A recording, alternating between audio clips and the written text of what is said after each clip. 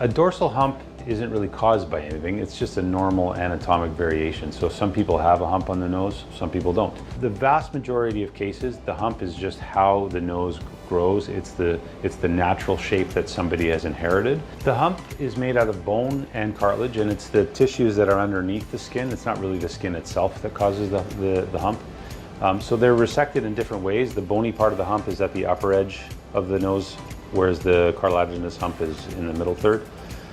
It's usually a combination of the two, so a scalpel is used to remove the cartilaginous portion, and a chisel or rasp is used for the bony part. If a patient has a very small hump, then that bone and the cartilage can literally just be sort of shaved down or carved down, and so you don't need to break the nose bones in cases like that.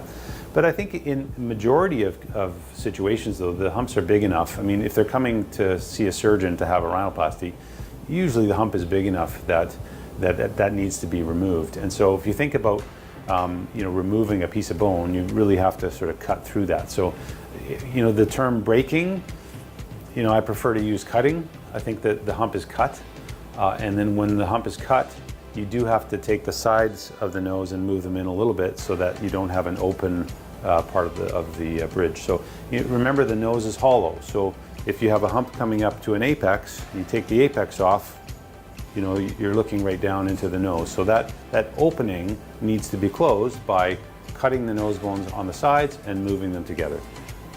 That's what people refer to as breaking the nose. That's not painful, that doesn't hurt. It's, that area is completely and very easily anesthetized. And it's not something that causes any discomfort after the surgery either. The medical risks with hump reduction are really just related to bleeding, and also whether or not removing or reducing and narrowing the nose bones has some effect on nasal breathing. It doesn't in general.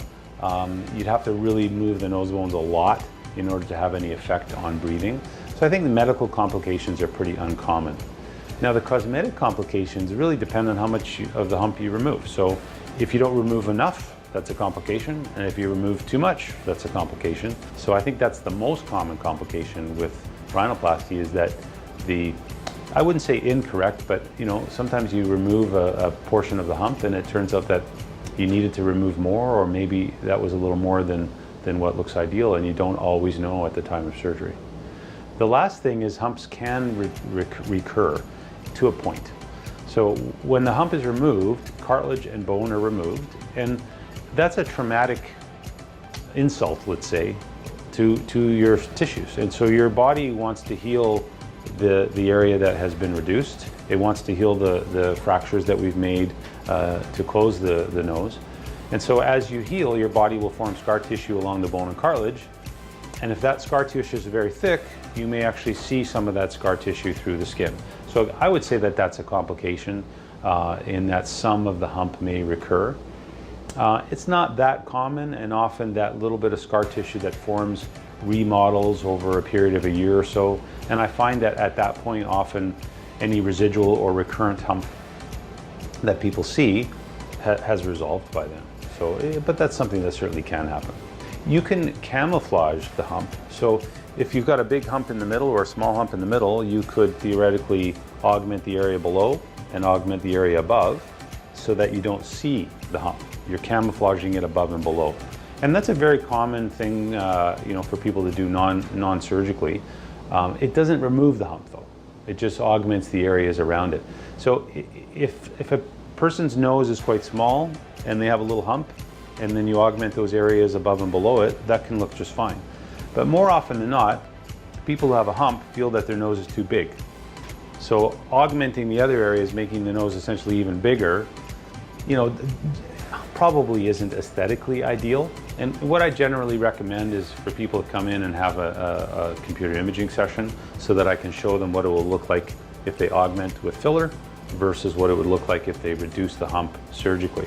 First of all, when you remove a hump, if it's big enough, you really do need to take the sidewalls of the nose in. Otherwise, you'll be left with a very, very flat appearance to the roof. So it's uncommon to just take the hump down. You almost always have to do osteotomies or bone cuts to get the roof to come together at an apex again. It happens that some cases that's all that's there is just a large hump. But more often than not, the tip has a position that isn't ideal either. And most commonly, the tip also tilts downward and making the nose look quite long. And I think taking the hump down can sometimes exacerbate that excessive length. And so tilting the nose up a little bit in the appropriate situation makes the nose look a little shorter and often a bit more refined in shape. And so I would say that on average, most people have something that needs to be modified with the nasal tip in addition to reducing the hump. I think there's no question computer imaging is absolutely essential when doing rhinoplasty. Whether you're doing a surgical rhinoplasty or even doing a non-surgical rhinoplasty, you need to know what to expect for the appearance of your nose on several views before you decide on that.